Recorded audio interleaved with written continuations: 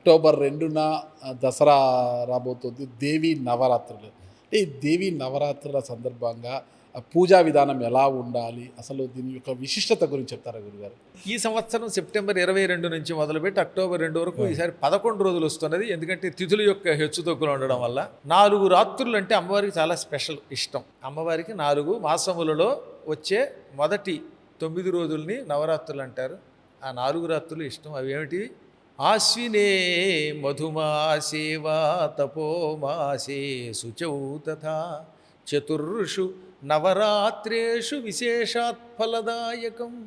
ఆశ్వీజమాసం, మాఘమాసం, చైత్రమాసం, ఆషాఢమాసం, ఈ 4 మాసములలో పాడ్యమి నుంచి నవమి వరకు వచ్చేటటువంటి రాత్రులు నవరాత్రులు అని పిలువబడతాయి. ఈ 4 అమ్మవారికి ఇష్టమే. అందులో వసంత నవరాత్రులు, ఈ శరన్నవరాత్రులు ఇవి ఇంకా ఎక్కువ ఇష్టం. వాటిల్లో మళ్ళీ శరన్నవరాత్రులు అమ్మవారికి ప్రీతిపాత్రమైనవి.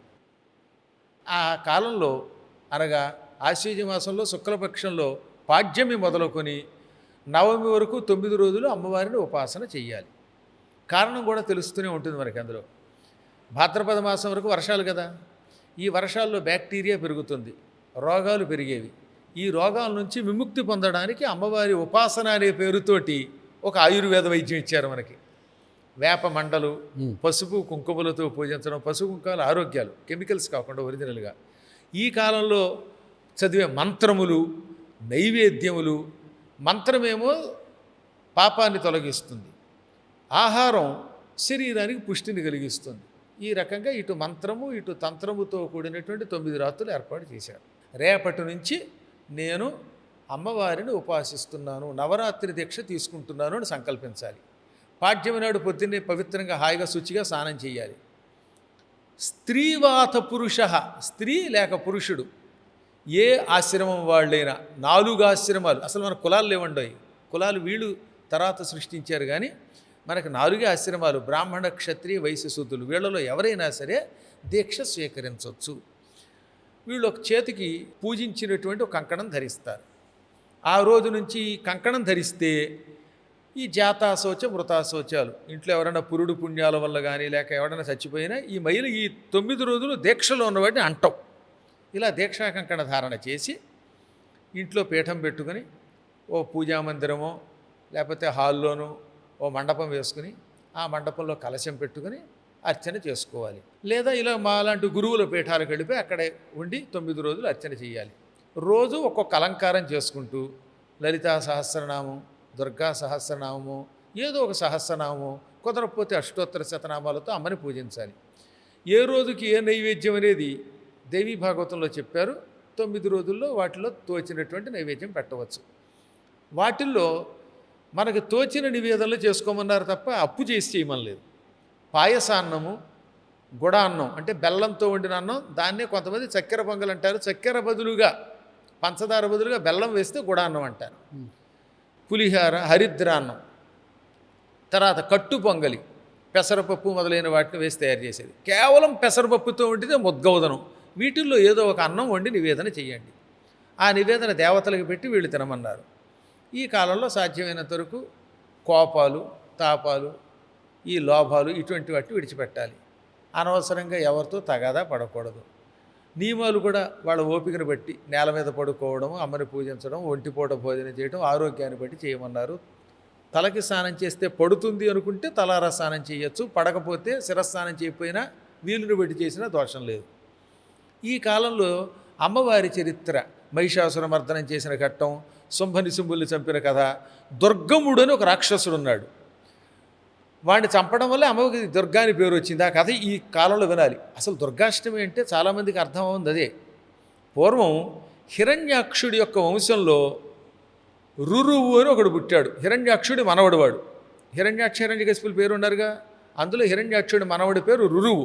ఆ రురువు కొడుకు పేరు దుర్గముడు. ఈ దుర్గముడు అనేవాడు ఏమనుకున్నట్ట, దేవతలకి ఋషులకి శక్తి ఎలా వచ్చింది? వేదముల వల్ల. వేదములు లేకపోతే దేవతలు నాశనం అయిపోతారు, ఋషులు నాశనం అయిపోతారు, అప్పుడు ఈ ప్రపంచం పరిపాలించవచ్చు అనిపించింది. బ్రహ్మ కోసం తపస్సు చేశాడు. బ్రహ్మ ప్రత్యక్షం అయ్యాక ఏం వరం కావాలో కోరుకోమంటే మొత్తం ఈ ఋషులు దేవతలు వేదములు మర్చిపోవాలి అన్నాడు. ఇది ఎక్కడ కోరికరా, ఇది విచిత్రంగా ఉంది, సరే నీ కోరిక తీరుస్తున్నాను, వాళ్ళు వేదములు మర్చిపోతారని బ్రహ్మ వరం ఇచ్చాడు. దాంతో ఏమైపోయింది, పద్మాకర్ గారు గాయత్రి మంత్రం చదువుదామంటే రావట్ల నోట్లోది మంత్రం. ఇంకో ఋషి ఈశ్వరుడు వేదం చదువుదామంటే రావడంలా. దేవతలు ఋషులు వేదాలు మర్చిపోయారు. వేదములు లేకపోతే యజ్ఞములు జరగవు, యజ్ఞములు జరగకపోతే దేవతలకు ఆహారం లేదు. ఇక్కడ ఒక టెక్నిక్ ఉందండి. ఈ యజ్ఞంలో భూలోకంలో అగ్ని వెలిగించి సృక్కు సురవల్లు అనే పేరుతో 2 గరిటెలు తీసుకుని వాటిల్లోకి నెయ్యి తీసుకుని ఇంత అన్నం చెరువు అనే పేరుతో తీసుకుంటారు. తీసుకుని ఏం చేస్తారు, ఓం ఇంద్రాయ స్వాహ ఇంద్రాయ యదన్నమమ అని అందులో వేయగానే ఇది అందులో అగ్నిలో పడి కాలి భస్మం అయిపోతుంది. అందులోంచి సన్నని పొగ పైకి లేస్తుంది. ఈ పొగ మనం కొంతవరకే చూడగలం, మిగతా రివ్వున మహావేగంగా వెళ్ళి ఇంద్రాయ స్వాహ అన్నాడు కదా, వెంటనే ఇంద్రుడి దగ్గరికి వెళ్ళి ఈ పొగ నాలుక మీద ఒక అమృతపు బిందువుగా పడుతుంది. ఏ డ్రాప్ ఆఫ్ అమృత. ఈ బిందువు నాలుక మీద పడగానే ఆయనకి తృప్తి కలిగి ఆకలి తీరుతుంది. ఓహో, భూలోకంలో నా కోసం ఆహారం ఇచ్చారు అని కృతజ్ఞతగా మన కోరికలు తీరుస్తాడు. దానివల్లే సకాలంలో వర్షాలు కురుస్తాయి. అందుకే పూర్వం యజ్ఞములు చేసినంతకాలం వర్షములు హాయిగా కురిసేవి. ఇప్పుడు వేదమంత్రములు లేకపోతే యజ్ఞం ఆగిపోయింది, యజ్ఞం లేకపోతే ఇంద్రాది దేవతలకు ఆహారం లేదు. దాంతో వాళ్ళు బక్క చిక్కిపోయారు. దాంతో ఋషులు నాశనం అయిపోయారు. వర్షాలు లేకుండా పోయాయి. క్షామం వచ్చింది. 100 ఏళ్ళు కరువు వచ్చి మనిషి పీక్కు తినడం మొదలెట్టారు. అప్పుడు చివరికి దేవతలు అంతా కలిసి అతి కష్టం మీద హిమాలయ పర్వతాలకు వెళ్ళి అమ్మని భక్తితో ప్రార్థించారు. అమ్మ, మాకు మంత్రాలు పోయాయి, తంత్రాలు పోయాయి, యజ్ఞాలు ఆగిపోయాయి, భూమి అంతా నాశనం అయిపోయింది, కాపాడమనగా అమ్మ ప్రత్యక్షమై ముందు అన్నం పెట్టింది. ఆకలితో చచ్చిపోతున్నవాడిని దుర్గాదేవి గారు అన్నం పెట్టి ఆనందపెట్టింది. అనేక హస్తములతో అనేక నేత్రములతో ప్రత్యక్షమై కూరగాయలతో భోజనం పెట్టింది.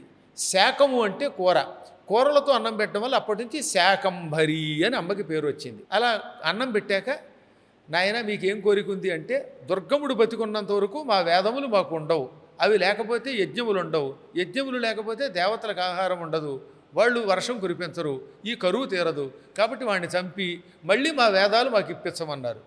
అప్పుడు అమ్మ వెళ్ళి, అప్పటికావిడ అమ్మవారిని పేరు కేవలం అమ్మ అంటాము, శక్తి అంటాం తప్ప దుర్గ పేరు లేదు. ఈ దుర్గముడిని యుద్ధం చేసి చంపేసింది.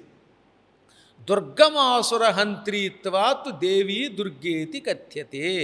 దుర్గముడిని చంపటం వల్ల అప్పటి నుంచి అమ్మవారికి దుర్గా అని పేరు వచ్చింది. అష్టమి నాడు, రేపు రాబోయే రోజున దుర్గాష్టమి అంటే అదనమాట. ఆ రోజు ఈ దుర్గముడిని చంపి లోకాలను రక్షించటం వల్ల ఆవిడకి దుర్గా అని పేరు వచ్చింది. నవమి నాడు మహిషాసురుడిని సంహరించింది కనుక అమ్మకి మహిషాసురమర్దని అని పేరు వచ్చింది. విజయదశమి ఉందే, ఆ దశమి నాడు ఎంతోమందిని అనుగ్రహించి వాళ్ళకి విజయాన్ని ప్రసాదించింది. రాముడికి విజయం ఇచ్చింది, అర్జునుడికి విజయం ఇచ్చింది, సమస్త జీవులకి ఇచ్చింది విజయాన్ని.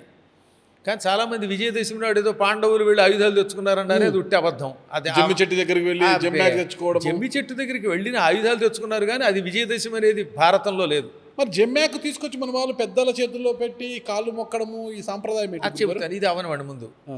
కాబట్టి మొత్తం మీద దశమి నాడు విజయం ఇచ్చింది. ఈ రకంగా ఇవన్నీ జరగడం వల్ల ఈ కథలన్నీ వచ్చాయి. వీటిని ఈ నవరాత్రుల్లో వినాలి. ముందు నవరాత్రులు ఈ కథలు వింటూ ఈ పూజ చేయాలి. ఇక జమ్మి చెట్టు పూజ అత్యంత ప్రాచీన కాలంలో, కృతయుగంలో మొట్టమొదటి జమ్మి చెట్టును పూజించినవాడు బలిచక్రవర్తి. జమ్మి చెట్టులోకి అమ్మవారిని ఆవాహన చేసి శుక్రాచార్యుడు ఆయన చేత పూజ చేయించాడు. అది ఈ దశమి. దశమి నాడు బలిచక్రవర్తి పూజించి విజయం పొందాడు. ఆ అనుగ్రహం వల్లే తర్వాత చాలా గొప్పవాడయ్యాడు. ఇప్పుడు పాతాళంలో ఉన్నాడు, భవిష్యత్తులో ఇంద్రుడు అవుతున్నాడు. ఆ తర్వాత రాముడు కూడా పూజించాడని దేవీ భాగవతంలో ఉన్నది. ఆ తర్వాత వీళ్ళు కూడా పూజించారు. ఎవరు? అర్జునాదులు కూడా జమ్మి చెట్టును పూజించారు. శమీ వృక్షం మీద ఆయుధాలు దాచుకున్నారు. ఎవరు? అర్జునుడు మొదలైనటువంటి వాళ్ళు. పాండవులు అజ్ఞాతవాసానికి వెడుతున్నప్పుడు అద్భుతంగా తిక్కనగారు ఓ పద్యం రాశాడు అక్కడ. పక్షివ్యాకులముల్ పరేత నిలయోపాంతోత్తముల్ డాకినీ రక్షోభూత పిశాచ సేవితము. పాండవులు విరాటరాజు గారు కొలువులోకి వెడుతున్నప్పుడు శ్మశానంలో ఓ పెద్ద చెట్టు చూచారు. అది శమీ వృక్షం. పెద్ద పెద్ద కొమ్మలతో, శాఖోపశాఖలతో, పక్షులతో, భూతప్రేత పిశాచాలతో ఉన్నది. ఈ చెట్టు మీద ఆయుధాలు దాస్తే ఈ చెట్టు దగ్గరికి ఎవడు రాలేడు, వచ్చినా చెట్టు ఎక్కలేడు, ఎక్కినా ముళ్ళు గుచ్చుకుంటాయి, పైగా కనపడదు, గుబురుగా ఉంది అని ఆయుధాలన్నీ కట్టగట్టి అక్కడ దాచారు. ఆ తర్వాత వాళ్ళు ఏం చేశారు? కృతజ్ఞతగా, ఆహా, ఈ చెట్టు వల్ల కదా మనకి ఇంతకాలం ఆయుధాలు దాచబడ్డాయి, కాబట్టి దీనిలోకి అమ్మవారిని ఆవాహన చేసి పూజిద్దామనే కోరిక కలిగి దాన్ని పూజించారు. అలా పూజించడం వల్ల వాళ్ళకి విజయం లభించింది. అప్పటి నుంచి శమీ వృక్షాన్ని పూజించడం మొదలుపెట్టాం. ఈ విధంగా యుగయుగాలుగా శమీ వృక్షంలోకి అమ్మవారిని ఆవాహన చేసి పూజించడం అనే ఒక ప్రక్రియ వచ్చిందనమాట. కానీ చిత్రం ఏంటంటే, అర్జునుడు విజయదశమి నాడు యుద్ధానికి వెళ్ళాడు ఆ రోజు, అవి సినిమా కథలు. విజయదశమి నాడు యుద్ధానికి వెళ్ళలేదు. ఎలా చెబుతున్నారు నన్ను అడగండి. తిక్కన గారు భారతంలో స్పష్టంగా రాశారు, సంస్కృతంలో ఉన్నదానికి అనువాదం. దుర్యోధనుడు గోగ్రహణానికి ముహూర్తం పెట్టుకున్నాడు. దక్షిణం వేపున్న ఆవులు ఒకరోజు, ఉత్తరం వేపున్న ఆవులు మరొక రోజు పట్టుకునేటట్టుగా. భారతంలో పద్యం ఏమిటో తెలుసా? బహుళాష్టమి నేతడు సన్నహనముతో పశుల బట్టు నవమిని మన గోగ్రహణమని నిశ్చయించిన అహికేతను పలుకులకు మహాహ్లాదమునన్. భీష్ముడు, ద్రోణుడు మొదలైన వాళ్ళతో ఏమన్నాడు? బహుళ అష్టమి, భాద్రపద మాసంలో, ఇది ఇప్పుడు జరుగుతున్న భాద్రపద మాసంలో కృష్ణపక్షంలో అష్టమి నాడు సుశర్మ అన్నవాడు దక్షిణం వేపున్న ఆవుల్ని పట్టుకొనుగాక. బహుళ నవమి నాడు మనం ఉత్తర గోగ్రహణం చేద్దామన్నాడు. అంటే అది ఏ మాసం అయినట్టు? భాద్రపద మాసం. బహుళ అష్టమి, బహుళ నవమి, అంతేగాని దశమి కాదు. కానీ ఎలా ఎవరు చెప్పారో కానీ విజయదశమి నాడు ఆయన వెళ్ళాడని మార్చాను. అలా పాటిస్తున్నారు. విజయదశమి నాడు వాళ్ళు చేసిన పని ఏమిటో తెలుసా? ఆయుధములు తెచ్చుకున్నారు. చెట్టు మీద ఉన్న ఆయుధాలు చెట్టు మీద దాచిన పూజించారు. అంతేగాని యుద్ధానికి మాత్రం ఆ రోజు వెళ్ళలేదు. సుస్పష్టంగా భారతంలో బహుళాష్టమి బహుళ నవమి అని ఉంటుంది. అది కూడా వర్ష ఋతువది, భాద్రపద మాసము. నవరాత్రుల గురించి చక్కగా చెప్పారు గురు. ఈ నవరాత్రులలో అసలు చేయకూడని తప్పులు ఏంటి గురుగారు? ఒకటి ఏంటంటే, పూర్వకాలంలో కొన్ని రకాల బలులు ఇవ్వడం అనే సంప్రదాయం ఉన్నది. కలియుగంలో అది నిషేధం. అహింసతో కూడినటువంటి పూజ చేయాలి. జంతు బలులు నిషేధం అట. రెండవది, ఈ కాలంలో సాధ్యమైనంత వరకు మైలు భోజనం, బయట ఉన్నటువంటి వాళ్ళ చేతి భోజనం తినకూడదు. అనవసర ప్రసంగం చేయకూడదు. వీలున్నంత వరకు అమ్మవారి నామస్మరణ చేయాలి. పూర్తిగా దీక్షతో ఉన్నవాళ్ళు భవానీ దీక్ష మొదలైనవి దీక్ష ధరిస్తారు. అటువంటి వాళ్ళు ఎలాగో హాయిగా భవానీ భవానీ అంటారు అనుకోండి.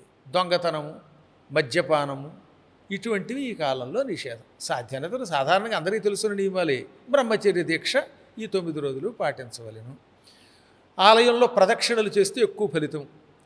తర్వాత అన్న నైవేద్యం, పరులకు అన్నదానం చేయడం మంచిది. శ్రీచక్రార్చన మంచిది. కుంకుమ పూజ అయితే తిరిగేలేదు. మా పీఠంలో అయితే 9 రోజులు అంటే అక్కడ 10 రోజులు అన్నదానం దొరుకుతుంది. అందరూ కూడా దీక్షతో, అమ్మవారి దీక్షతోటి మంత్రానుష్ఠానం చేస్తారు. నవార్ణ మంత్రానుష్ఠానం చేస్తారు. అమ్మవారికి యాగం దొరుకుతుంది. నిత్యం కుంకుమ పూజ జరుగుతుంది. ప్రత్యేకంగా అంబాయాగం అని ఒక యాగము చేస్తాం. ఇంకా అన్నదానం అయితే పొద్దుటి నుంచి సాయంత్రం దాకా అలా సాగుతూనే ఉంటుంది. ఈ 10 రోజులు ఎంత అన్నదానం చేస్తే అంత మంచిది అనమాట. అమ్మవారికి అది చాలా ఇష్టమైనది. అన్నదానం బాగా చేస్తూ ఉంటాం. అన్ని దానాల్లో కన్నా అన్నదానం మంచిది అంటారు. ఇక శరత్కాలంలో కుమారీ పూజ అని ఉంటుంది.